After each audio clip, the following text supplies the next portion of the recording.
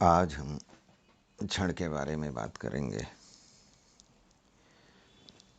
आप में से बहुतों ने सुना होगा, एक बहुत ही प्रचलित उक्ति है कि हम समय काट रहे है ना, टाइम पास। तो हम टाइम पास कर रहे हैं। आप कहते तो हैं हम समय काट रहे हैं, हम टाइम पास कर रहे हैं, पर होता बिल्कुल उल्टा है। समय हमें काट रहा है। हर एक क्षण, हर एक बीतता हुआ क्षण उन सारी संभावनाओं को समाप्त करता हुआ जा रहा है जो आपके इस जीवन में वापस उपस्थित हैं। वो सारी संभावनाएं जिनसे आप इस जीवन चक्र से मुक्ति पा सकते हो, वो हर एक क्षण बीतता जा रहा है। अगर आप साधना अंतर्गत नहीं हुए, साधना में नहीं आए, धर्म के बारे में नहीं सोचा, तो हर एक क्षण बड़ा ही महत्वपूर्ण है। हर एक क्षण बड़ा ही महत्वपूर्ण है और ये सारा जीवन एक क्षण में ही घटित होता है। ये एकदम आप इसको बैठा लें अपने दिमाग में, एक क्षण के भीतर ही सब कुछ घटित हो रहा है। तो क्षण कितना महत्वपूर्ण है ये मैं आपको आज बताऊंगा और हम क्षण को समझने का प्रयास करेंगे। एक वस्तु है काल। यही आपका टाइम पास वाला टाइम। तो हम तो टाइम पास नहीं कर रहे, टाइम हमसे पास होता जा रहा है। और टाइम एकदम बुद्धि की ही उपज है। टाइम, समय एकदम बुद्धि की उपज है। अगर हमारे पास बुद्धि ना होती तो हमें समय का पता ही नहीं चलता। और ऐसा ही कभी कभी होता है, जब आप बेहोश हो जाएं या आपकी चेतना थोड़ी देर के लिए स्थगित हो जाए, तो आपको यही लगेगा कि कैसे निकल गया इतना समय, इतना काल। उसकी कोई समझ नहीं रहती उतने समय तक। हाँ, बाद में आप होश में आ गए तो फिर आप उसी काल की धारा में वापस कूद पड़े। आपकी चेतना वापस उस काल के स्रोत को पकड़ के चलने लगी। तो काल है बुद्धि जनित और क्षण एकदम वास्तविक। अभी भी एक एक क्षण बीतता जा रहा है हमारे सामने, यही हमारा वर्तमान है। अब क्षण और काल में भेद क्या है? काल क्षणों की समष्टि, क्षणों से मिलके काल बन रहा है। जो हमारा त्रिकाल है, त्रिकाल क्या है? एक जो हो चुका, भूत, ऑल द पास्ट। एक हमारा वर्तमान जो अभी हमें दिख रहा, और एक भविष्य जो अभी आया नहीं, पर उसी भविष्य के वर्तमान में हमारी स्थिति है। उसी भविष्य के वर्तमान में हमारी स्थिति है। अब हम स्थित कहाँ हैं?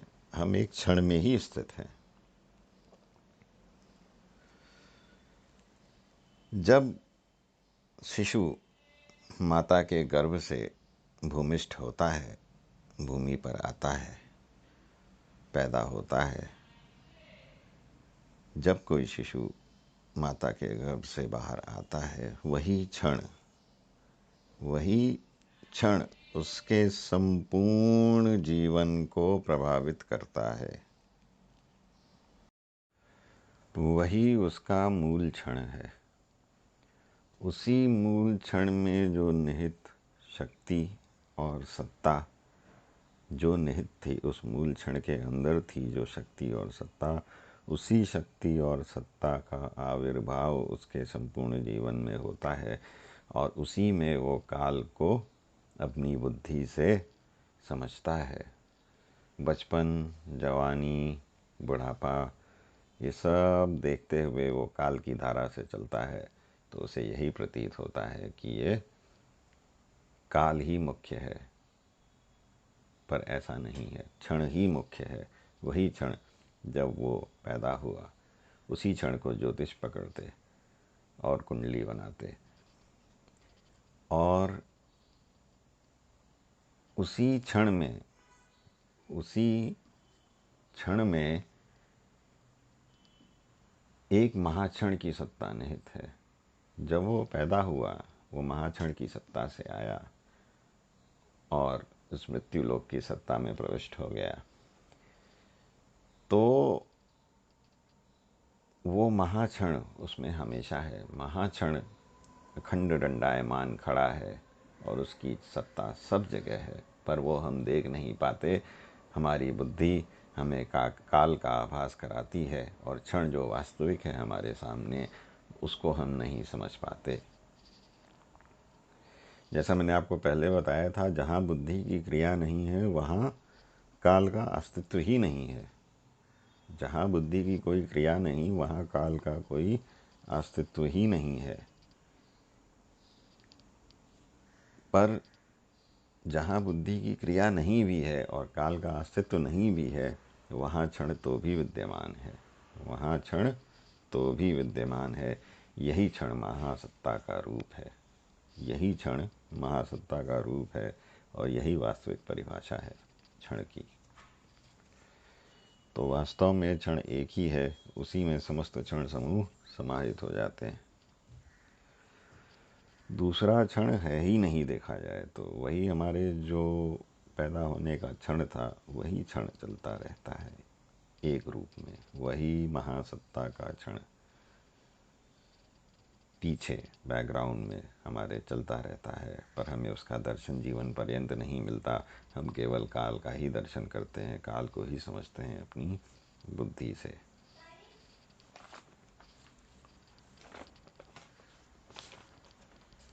तो मैंने आपको बताया काल क्षणों की समष्टि है, और है उल्टा, है एक ही क्षण विद्यमान जिसमें अनंत काल, अनंत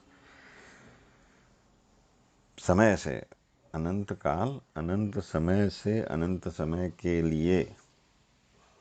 अनंत समय से क्यों? क्योंकि उसका हमें आरंभ ही नहीं पता उस काल का। तो अनंत समय से और अनंत समय के लिए, क्योंकि आगे का हमें पता ही नहीं वो कब तक है। अनंत काल अनंत समय से प्रदर्शित हो रहा है अनंत समय के लिए। और जब योगियों को महाज्ञान प्राप्त होता है, तो वो महाज्ञान प्राप्ति का क्षण, वो महाज्ञान प्राप्ति का क्षण आविर्भूत होते ही काल का क्रम समाप्त हो जाता है। काल के क्रम का बिल्कुल विलोप हो जाता है। काल फिर नहीं रहता। काल उनके लिए समाप्त हो चुका है। केवल रहता है महाक्षण। और इसीलिए हमारे ऋषियों ने ये वाक्य बोला, एकस्मिन् एव क्षणे सर्व जगत परिणाम अनुभवति। मतलब एकस्मिन् एव क्षणे, केवल एक ही। एकस्मिन मतलब केवल एक, और एव मतलब ही। तो एकस्मिन एव क्षणे, यहाँ पे जोर दिया गया है केवल एक ही क्षण पे। केवल एक ही क्षण पे। एकस्मिन एव क्षणे सर्व जगत, जितना भी हमारा जगत जो हमें दिखाई देता है या नहीं दिखाई देता है, सर्व जगत परिणाम अनुभवती। मतलब इस पूरे जगत का जो परिणाम है वो हमें अनुभव में आता है। एकस्मिन् एव क्षणे सर्व जगत परिणाम अनुभवती। केवल एक ही क्षण में समस्त जगत का जो परिणाम है, समस्त जगत क्या है, जो उसका समाधान है, वो हमें अनुभव होता है केवल एक ही क्षण में। ये हमारे ऋषियों ने बहुत पहले समझ लिया था क्षण के मूल्य को, और ये वाक्य उसी को संबोधित करता है, उसी क्षण के मूल्य को संबोधित करता है और कहता है कि एक ही क्षण में हमें सर्वस्व का ज्ञान होता है। एकस्मिन् एव क्षणे सर्व जगत परिणाम अनुभवती। तो ये क्षण हमें प्राप्त कैसे होगा? अब तक हम समझ आए क्षण बहुत ही मूल्यवान है, क्षण की ही सत्ता है। तो हम क्षण को पाएंगे कैसे? अब हम उस पे आगे विषय को बढ़ाते हैं। क्षण हमें प्राप्त होता है काल की संधि में। जैसे दिन में संधियां हैं, सुबह उषा काल है, फिर मध्याह्न है, फिर संध्या है, फिर रात्रि है। तो हर जगह संधि है। क्षण हमें प्राप्त करना है तो हमें संधि में जाना पड़ेगा काल की, वहीं पे हमें क्षण का साक्षात्कार होगा। इसीलिए संध्या पूजा का इतना महत्व है, और इसीलिए संधि से ही संध्या आया, और इसलिए सुबह की पूजा को भी संध्या कहते हैं, शाम की पूजा को भी संध्या कहते हैं। वो पूजा संधि में ही होती है, इसलिए उसे संध्या कहते हैं। तो जो योगी हैं, जो साधक हैं, वो संध्या के क्षण को ही, संध्या के क्षण को ही प्राप्त करने की कोशिश करते हैं। क्षण पाने के लिए, क्षण पाने के लिए हमें क्षण की रक्षा करनी पड़ेगी। एक बार फिर समझें, क्षण पाने के लिए हमें क्षण की रक्षा करनी पड़ेगी। जैसे धर्म को पाने के लिए, धर्म का अनुभव वास्तव में पाने के लिए हमें धर्म की रक्षा करनी पड़ती है, उसी प्रकार क्षण को पाने के लिए हमें क्षण की रक्षा करनी पड़ती है। अब इस क्षण रक्षा का मतलब क्या है? इस क्षण रक्षा का मतलब है, आपने जो भी समय दिन में या शाम को या रात में आपने निर्धारित किया, जो क्षण समय का, उसी क्षण में भगवान को या आपकी प्रार्थना को, भगवान को स्मरण करना, आपकी प्रार्थना को पूर्ण करना, वो उसी क्षण में करना है, रोज प्रतिदिन। उस क्षण को छूटने नहीं देना है। जैसे आपने संध्या को 7 बजे निश्चय किया कि मैं 7 बजे ही भगवान को पुकारूंगा। और मैं एक और बात बता दूं, क्षण रक्षा करके भगवान को भी साक्षात ले आया जा सकता है, ये भी हमारे ऋषियों ने कहा है। क्षण रक्षा करके भगवान को भी ले आया जा सकता है। तो आपने निश्चय किया, आप शाम को ठीक 7 बजे, ठीक 7 बजे आप भगवान का स्मरण करेंगे। तो ये आपको प्रतिदिन ठीक 7 बजे ही करना है शाम को। अगर आपने 1-2 मिनट 3 मिनट की देरी कर दी तो क्षण रक्षा नहीं हो पाई। क्षण रक्षा करोड़ों में भी शायद ही बहुत कम लोग हैं जो कर पाते हैं। क्षण का साक्षात्कार करना है तो क्षण रक्षा करनी है। क्षण रक्षा करने के लिए जो समय आपने निश्चित किया है भगवान को पुकारने का, आप वही समय भगवान को याद करें। और अगर किसी कारणवश आप ना कर पाएँ तो भगवान से प्रार्थना करें कि आपको भूल हो गई, आप उस वक्त क्षण रक्षा नहीं कर पा रहे, पर उस वक्त ठीक उस क्षण पे जो आपका क्षण है पूजा का, भगवान को मन ही मन स्मरण करें। भले ही आप पूजा ना कर पाएँ, पर भगवान को मन ही मन स्मरण करें उसी वक्त, और भगवान से प्रार्थना करें, हे प्रभु, आज मैं क्षण रक्षा नहीं कर पाया, फिर भी इस क्षण, यही क्षण मैं आपको याद करता हूँ, और आगे समय मिलेगा तो मैं फिर आपको ध्यान करूँगा, आपके विषय में सोचूंगा। तो क्षण रक्षा का मतलब ठीक जो समय हमने निर्धारित किया है उसी क्षण पे हमेशा रोज भगवान को याद करें। कई धर्मों में है ये, और कई धर्म के मतावलंबी करते भी हैं इसको। उसी क्षण पर, उसी क्षण पर रोज भगवान को स्मरण करना, ये बहुत ही मुख्य बात है बहुत सीधी सी बात, पर बहुत ही मुख्य बात है और बहुत ही कठिन है। क्षण रक्षा अत्यंत कठिन कार्य है, हर कोई नहीं कर पाता। जैसे मैंने आपको बताया, कई लाखों करोड़ों में कुछ ही लोग होंगे जो क्षण रक्षा कर पाते।